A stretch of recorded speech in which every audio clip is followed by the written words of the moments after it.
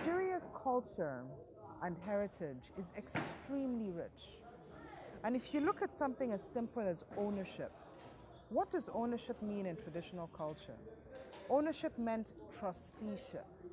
It meant that you owned an asset and you handed it over to the next generation. You never owned it absolutely. So the reason why we have so many land issues sometimes is they will say to you, it was not your land to sell. Because the land is in this family for the next generation and the next generation to come. Which means that you have this spirit of sustainability and safeguarding resources for future generations yet to come. All of this, which sounds very philosophical and very abstract, was part of what inspired the Growing Businesses Foundation. Growing Businesses Foundation was founded in 1999. It was incorporated in 1999. And it was a collaboration of various businesses, but also the public sector and civil society. The idea was to try to bridge the gap.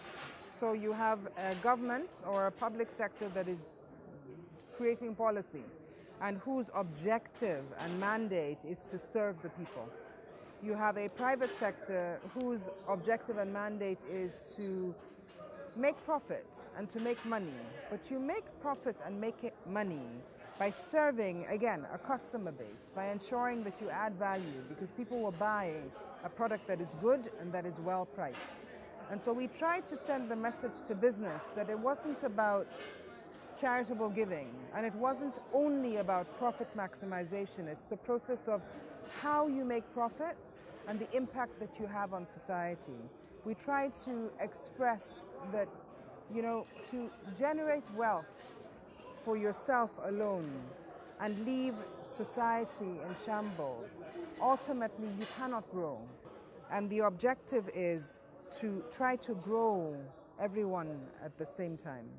And that really was our concept of corporate social responsibility. So we tried to work with the commercial banks to get them to on-lend to the microfinance banks. And we tried to work with the microfinance banks and microfinance institutions to get more capital into the hands of those people who are most connected to the bottom of the pyramid. 70% of our population has no access to finance. A good over 45% cannot read, till today, are illiterate. It doesn't mean that they're stupid. It doesn't mean that they can't do business. 60% of our women still have no access to finance. And once you give a woman access to finance, it means that you have better education for her children, they get better food on the table, they get a better home. And this is our future we're talking about. Over 44% of our kids are under 15, I believe. And a good almost 70% are under 35. So we have a demography that means that our future is in the hands of people who are not being resourced enough. And we really need to work harder to make that better. Helping small businesses and even micro businesses access the internet provides a cost-effective way of enabling them access markets.